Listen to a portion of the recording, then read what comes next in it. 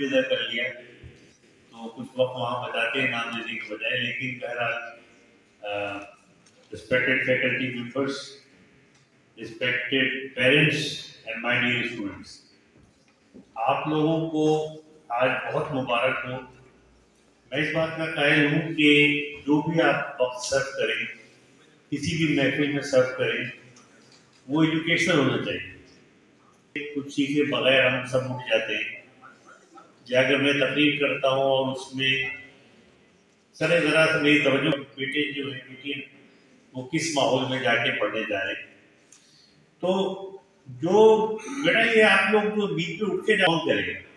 वैसे भी हमारे मुल्क के अंदर इतनी ज़्यादा लिटरेट लोगों की तादाद है या सेमी लिटरेट है, तो माशाल्लाह जो लोग क्रीम ऑफ द सोसाइटी हैं उनको तो अपने रवैयों से, अपनी चीज़ों से ये दिखाना चाहिए कि भाई, मैं आपको एक छोटा सा मिसाल दूँ कि मैं ऑपरेशन करने जाता हूँ, और बाज़ ऑपरेशन ऐसे होते हैं जिसमें फुली ड्रेस होने की और उसकी ज़रूरत नहीं होती।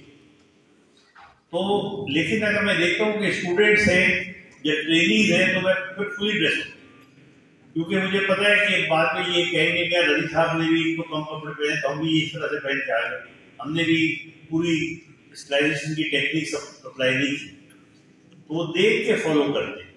तो आप लोग जो क्रीम ऑफ द सोसाइटी हैं, आप लोग जो इंशाल्लाह अल्लाह ने आपको प्रिविलेज दी है, अगर आप लोगों में कमी नजर आएगी तो पीछे वाले देखने वाले वही सब करना शुरू कर देंगे। तो अपने रवैयों से, अपनी बातों से, अपने हर चीज़ से झलक आनी चाहिए। स्टूडेंट्स से मैं कह रहा हूँ, लेकिन तमाम लोगों से ये बात है कि आप लोग अपने वालिदैन का तारुफ होते हैं। आपको देख के ये पता चलता है कि आपके वालिदैन ने आपको क्या तरबियत दी है, आपको क्या सिखाया है। इसका मतलब ये नहीं है कि आदमी मतलब मजाक की तरफ ना आए या मजाक ना करे या वो ना करे, लेकिन वो उसके अंदर भी एक शाइस्तगी होती है, उसके अंदर भी एक तौर तरीका होता है जिससे पता चलता है कि ये आदमी जो है वो ये शख्स जो है वो इस किस्म के मतलब उसमें भी स्टैंडर्ड है इसका। तो मैं ये कहता हूँ कि आप लोगों को इंशाअल्लाह ये तो बात कहीं और निकल गई, और जहाँ भी आप बैठे, जहाँ पे भी आप जाएँ, जिस इदारे में भी आप हो, वहाँ कोशिश करें कि आप नसीब क्या है, क्योंकि जाहिर है कि कोई भी नहीं चाहता है कि उसकी वजह से उसके बड़ों के ऊपर कोई सवाल निशान हो। दूसरी बात यह है कि मैंने अर्ज किया था कि जहाँ पे भी हो तो कुछ ना कुछ आदमी को लर्निंग होनी चाहिए। आपको तफसील से बहुत सारी बातें बता दी गई, और वो सारी बातें जो हैं वो सब की सब अहम थी। आखिर मानने का एक फ़ायदा ये होता है कि ज़्यादातर अहम बातें हो चुकी होती हैं, तो आपको उन बातों को रिपीट नहीं करना पड़ता। ये सब एक बात मैं कहूँगा अलबत्ता कि मैं ज़ाती तौर पे बड़ा खिलाफ हूँ इसके कि अगर कोई नया शख्स कहीं आता है, क्योंकि मुझे बड़ा एहसास है, मैं खुद पेरेंट हूँ, तो ग्रैंड पेरेंट भी हूँ, लेकिन जो पेरेंट आ रहे हैं अपने बच्चों को छोड़ने के लिए, बहुत से बच्चे पहली बार घर से अलग हो गए। तो अगर वो बच्चे सिक्योर नहीं होंगे तो फिर उनके दिलों पे क्या मिलेगी। तो ज़ाती तौर पे मैं ये कहता हूँ कि थोड़ा बहुत भी निशान साहब, मैं आपसे इख्तिलाफ करता हूँ बात।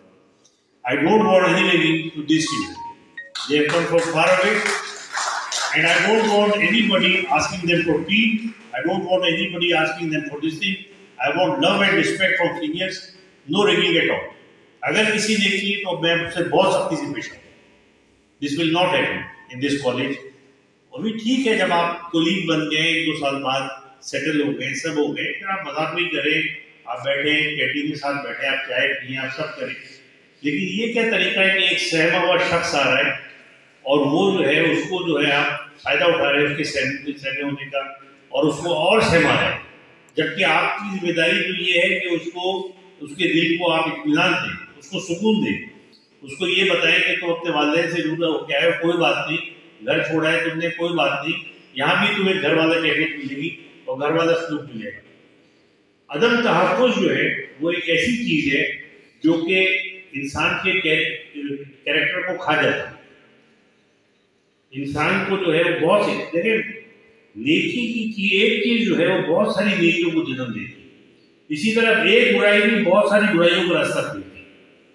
जब आप किसी को अदम तहफ़्फ़ुज़ का शिकार करते हैं तो वो शख्स जो है वो आप जो सेटल्ड लोग हैं, जो मतलब आराम से बैठे हुए, उससे आप मजाक करें।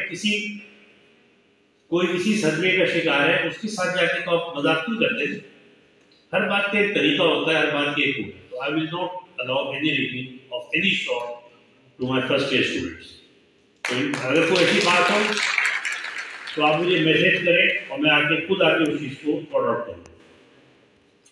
दूसरी चीज़ ये है कि देखें, जिम्मेदार हमारे यहाँ मसला क्या है, हमारी सोसाइटी में मसला क्या है, सेंस ऑफ रिस्पॉन्सिबिलिटीज जो है वो लोगों में नहीं है। वो ये देखते हैं कि यार किस तरीके से कॉर्नर काटा जाए। मैं आपको एक और मिसाल दूं। मेरा ख्याल है कि आप में से जितने पेरेंट्स यहाँ बैठे हुए हैं, इक्का दुक्का के अलावा मेरी उनसे पहले ऐसी मुलाकात नहीं है। लेकिन मैं आपको एक बात बताऊं कि एक मुल्क के अंदर मुझे किसी एडमिशन में सिफारिश के लिए फोन नहीं किया। और आप पूछ रहे हैं अपने एडमिशन डिपार्टमेंट से कि मैंने किसके लिए उनसे कहा।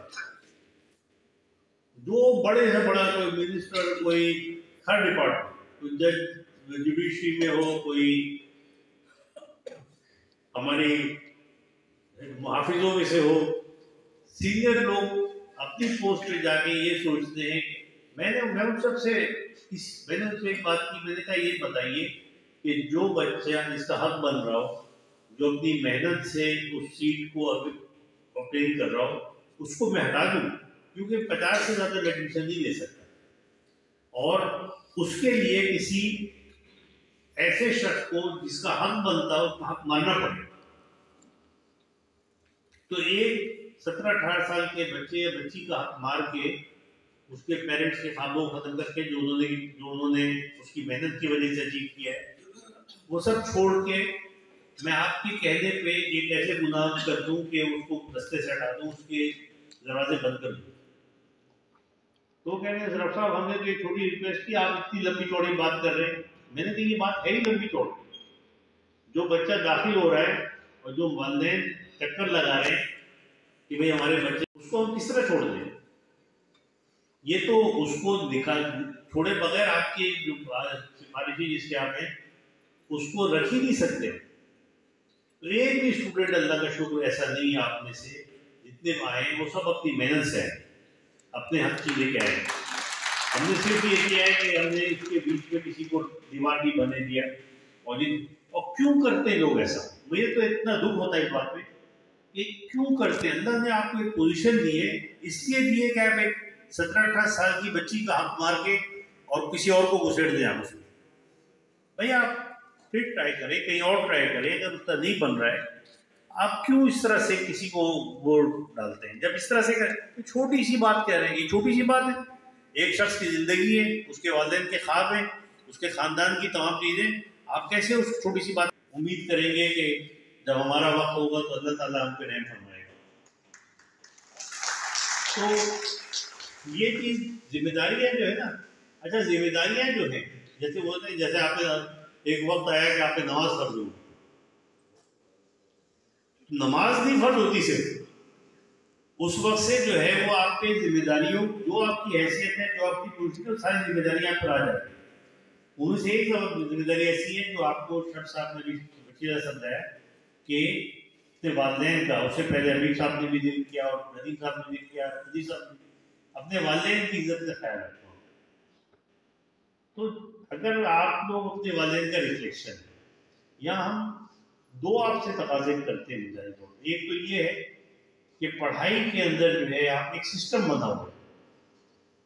अब ये है, होता क्या है कि हमारे माशरे में, अच्छा ये सिर्फ हमारे ही मैंने देखा है, आज 15 साल मैंने पाकिस्तान से बाहर गुजारे हैं इंग्लैंड में, मगर ये हमारे ही होता है कि मैं ओपीडी कर रहा था, तो प्रोप्रेनोल एक दवा है जो कि आम ब्लड प्रेशर के लिए दी जाती है। तो लेकिन उसका एक और इफेक्ट है, वो क्या करती है कि आपके नर्व को काम डाउन करती है। तो मेरे ओपीडी में एक पेशेंट आया जो कि एंजाइटी का पेशेंट है, और तो मैंने उसको, और थोड़ा सा इरेगुलर हार्ट बीट भी थी, मैंने उसको प्रोप्रेनोल दी ताकि वो दोनों चीजें कवर हो जाए। अगली दफा जब आया तो मैंने देखा तो फिर उसकी वो रेगुलर हार्ट बीट। मैंने कहा यार तुमने सब दवाई ली? मैंने कहा सब ली, लेकिन ये वाली दी। मैंने कहा ये वाली क्यों नहीं ली? कहने लगे वो मेडिकल स्टोर वाला कह रहा था ये तो डॉक्टर साहब ने गलती से ली थी, ये तो ब्लड प्रेशर की दवा। मैंने कहा भाई अब आप फिर जाए मेडिकल स्टोर वाले से इलाज कराए, मेरी तो सारी मेहनत आपने ज़ाया कर दी ना, जो कोशिश थी ज़ाया कर दी। मैं आपसे कोई वो थोड़ी हूँ कि फीस लेने के लिए बैठा हुआ हूँ कि फीस लूंगा और ये करूँगा। यहाँ पे 100 रुपये में मेरी पर्ची कटवा के लोग दिखाते हैं, तो वो भी अस्पताल में जाता है, मुझे तो नहीं जाता। मैंने कहा कम से कम अगर आपको मुझ पर ट्रस्ट नहीं है और मेडिकल वर्क स्टोर वाले पर ट्रस्ट है, आप उससे इलाज करें। ये सिर्फ पाकिस्तान में होता है। अब ये एक शख्स है जिसने अपनी जिंदगी मेडिकल एजुकेशन में लगा दी, लेकिन पूछते हैं कि साहब ये वाली किताब क्यों पढ़ रहे? हमने तो आपको ये वाली किताब पढ़ने को कहा था। सर वो सीनियर ने हमसे ये कहा, या मेरा कजन जो है वो पढ़ता है हैदराबाद में, उसने मुझसे ये कहा था ये वाली पढ़ने को। तो ये जो चीज है, अब उसके पीछे क्या कितनी है वो समझने के भी काबिल नहीं कि इसके पीछे बैकग्राउंड में क्या क्या है। यहाँ पे जैसे अभी अजीज साहब ने एक सिस्टम बना हुआ है सर्वाइव का, इसमें वीकली टेस्ट होता है। ऑक्सफोर्ड का एक बहुत बड़ा प्रोफेसर ऑफ एजुकेशन ने उसने एक आर्टिकल लिखा है, उसमें उसने मेडिकल और डेंटल एजुकेशन को एक बात की। उसने कहा कि आप लोग वीकली टेस्ट दिया करें। अगर आपके यहाँ नहीं होता आपके मेडिकल स्कूल में डेंटल स्कूल में ये टेस्ट, तो आप लोग जाके अपने टीचर से रिक्वेस्ट करें कि हमारे वीकली टेस्ट।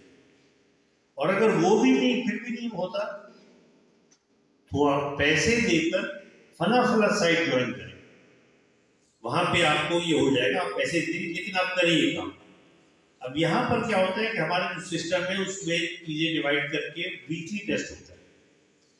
बाद स्टूडेंट्स कहते हैं यार रजी साहब जो है पीछे पड़ जाते हैं, टेस्ट दो जाके ना तैयारी करते हैं और ना जाके सीरियसली उस टेस्ट को लेते हैं। तो मैं फिर यही कहता हूँ कि फिर आप यहाँ आए क्यों? अगर आपको मेरी बात पे ट्रस्ट नहीं है तो वहां जाओ जहाँ पे जिसकी बात पे आपको ट्रस्ट है। हाफ हार्टेडली क्या है, मैं कल एक बात, मुझे कुरान की एक आयत बड़ी पसंद है कि इस्लाम में पूरे के पूरे दाखिल हो जाए। ये पूरे के पूरे क्यों दाखिल हो जाए? इसलिए कि पूरे आज दाखिल हो जाए। आप इस दरवाजे से जब दाखिल होंगे तो पूरे के पूरे दरवाजे में खड़े हो जाएंगे, दरवाजा खुला रह जाएगा। दाखिल होते ही पूरा का पूरा इंसान। तो अगर आपको वाकई अगर अपने इस प्रोफेशन को चुना अपने लिए तो पूरे के पूरे दाखिल हो इसके लिए। कोई हम ऐसी आपसे तकाजा नहीं कर रहे जो आपके हुदूद से बाहर हो, आपके बस से बाहर हो। हम सिर्फ वो कह रहे हैं कि जो आपके लिमिट्स के अंदर है। मैं अक्सर स्टूडेंट्स कहता हूँ, इन्होंने कहा नदीम साहब शायद के अटेंडेंस की क्या इंपॉर्टेंस है। मैं ये पूछता हूँ कि चले आपकी समझ में नहीं है, टीचर ने ऐसा नहीं पढ़ाया, चले आप जो है वो पहले से बैकग्राउंड आपका ऐसा नहीं है और कुछ ऊपर की बातें हो गई, ये प्रॉब्लम वो प्रॉब्लम, लेकिन क्लास में आके सीट में बैठने में क्या प्रॉब्लम? ये तो हर शख्स कर सकता है। अगर क्लास हो रही है तो हर शख्स आगे बैठ सकता है और बैठ के उससे कुछ सीख के निकलेगा, कुछ तो कुछ सीख के निकलेगा। ये जो है ना कहीं हम वहां बैठ के पढ़ लेंगे, हम यूट्यूब से देख लेंगे, ये बिल्कुल अलग बात है। अगर फर्ज करें कि टीचर के बगैर किताबों से और ये सब चीजें अगर काफी होती तो अल्लाह ताला जो है वो पैगंबर क्यों भेजता? किताबें भेज देता, किसी भी वजह से किताबें भेजता, किताबें ले लो किताब और पढ़ो और रिसर्च करो। इतने समझाने वाले सिखाने वाले क्यों आते? उस्ताद के बगैर जिंदगी नहीं गुजर सकती, तालीम बगैर उस्ताद के नहीं हो सकती। यूट्यूब उस्ताद नहीं। ये जो है, मैं ये नहीं कह रहा कि वो एजुकेशनल कंपेनियन हो सकता है आपका कि जिससे आप मदद हासिल करें, असिस्टेंट हासिल करें, सपोर्ट हासिल करें, लेकिन बुनियादी जो उस्ताद की हर शख्स अलग होता है। आज यहाँ पे जितने स्टूडेंट बैठे हैं इन सब की अपनी पर्सनैलिटी और हर शख्स को पढ़ाने का तरीका डिफरेंट होता है, हर शख्स को डील करने का तरीका होता है। आपके 3 औलाद बच्चे, 5 बच्चे, आप में से वो पांचों के पांचों अलग अलग फितरत लेके आते हैं। कॉमन भी बातें होती है बहुत सारी, मगर अलग अलग भी होती है। एक उस्ताद का, एक पेरेंट का काम ये है कि उसको समझे और उसको उस तरह से डील करे। एक कोई ये कोई मैथमेटिक्स का फॉर्मूला नहीं है कि हर जगह लगा दो। हर एक को असेस करना पड़ता है, समझना पड़ता है। इसी तरह से हमारे मुल्क में एक चीज और बहुत कमजोर है दूसरे मुल्कों से, वो है टीम वर्किंग। टीम नहीं बना पाते, टीम नहीं बना पाते। मैं अपने बीसीओ साहब चले गए, इनसे भी मैं कल यही बात करता शाम में। मैंने कहा यार आप बहाने बहाने से उसके लोगों को बुलाएं, बैठे और बोले कि भाई इसका क्या करना है। टीम तो बनाए ना अपनी किसी तरीके से। जब आपकी टीम बनेगी तो ज्यादा, एक होती है कंबाइंड विजडम, वो हमेशा इंडिविजुअल विजडम से बेहतर होती है। तो मैं स्टूडेंट जो हॉस्टल में रहते हैं खासतौर पर उनसे भी ये कहता हूँ कि आपस में डिस्कशन करें, ये पढ़ाई ये क्या किया। अभी इंशाल्लाह आपसे मैं एजुकेशन की बातें करूंगा, लेकिन मेडिकल एजुकेशन में एक चीज आई है reflection, reflective learning. Reflective learning ये होती है कि आपको जो बात है उसको आप अपने लफ्जों में और अपने पिछले तजर्बात और नॉलेज को बुनियाद बनाते हुए उसके बारे में कोई कमेंट करें, वो लफ्ज ना दोहराने जो लिखे हुए। अगर फर्स्ट ईयर पीडीएस में 50 बच्चे हैं और आप वहां पे जाके अगर प्रदीप साहब ने क्लास ली, तो उस क्लास के बाद वो 50 बच्चे उनके एक बात को 50 अलग अलग तरीके से बताए। यार मुझे तो इससे ये समझ में आता है, मेरे साथ ये हुआ था तो मैंने ये देखा तो उससे ये हुआ। अगर आप रिफ्लेक्ट नहीं कर सकते हैं तो आप एजुकेशन प्रोसेस में दाखिल ही नहीं हो। किताब पढ़ लेना, किताब को रट के वैसे के वैसे बयान कर देना, सब स्टैंडर्ड एजुकेशन। उसको उस पर रिफ्लेक्ट करना, इसको एक कंस्ट्रक्शन थ्योरी, ये बड़ी मैं अक्सर अपनी बातों में उसका देता हूँ कि आपने ईंटें रख रख के यहाँ तक बना दी, अब अगली ईंट रखनी है वो कहाँ रखेगी, यहाँ तो नहीं रख सकते, उस ईंट पे रखेंगे, उस ईंट पे रखेंगे, फिर अगली उस पे रखेंगे, फिर अगली उस पे रखेंगे, और ईंटों पे ईंटें रखते हैं। इसी तरह एजुकेशन होती है, आप में से हर एक के मुझ समेत अलग अलग लेवल ऑफ नॉलेज और एक्सपीरियंस है। अब जब नई इंफॉर्मेशन आती है तो वो पिछली रखी हुई पे रखी जाती है और हर शख्स का वो अलग होता है। तो आप जब कमेंट करते हैं कि यार रजी साहब ने ये बात की तो मुझे उससे ये तासुर बनना है, तो आप उस पर रिफ्लेक्ट कर रहे होते हैं और आपकी अपनी एक विजडम डेवलप हुई। और जब आप दोहरा रहे होते हैं मेरे लफ्जों को, ठीक है, आप कई कई ऐसा भी होता है शायरी है उसको आप दोहराएंगे नहीं, शेर तो पढ़ेंगे, स्टेज का शेर पर चेंज कर दिया तो गड़बड़ हो जाएगी। लेकिन जो गुफ्तगू है, जो एजुकेशन है, जो बात है, उस पर तो आप रिफ्लेक्ट करें, उन लफ्जों को ना बोलें। हॉस्टल में रहने वालों को ये एडवांटेज है कि वो उसकी बात करते हैं। जो हैदराबाद जा रहे हैं उनको ये एडवांटेज है कि दो लोग साथ बैठे हैं और बैठ के रास्ते में डिस्कस करेंगे, यार ये क्या तुम्हें समझ में आया इस बात से, मुझे तो नहीं समझ में आया, मेरे तो ये बात हुई। तो अब मैं, मेरे माशाल्लाह हम 5 भाई और एक बहन है, और उसमें सब के सब जो है वो उन्होंने अभी अपने हेड ऑफ द डिपार्टमेंट्स अपने अपनी जगह बाहर मुल्कों में, इंग्लैंड में, अमेरिका में,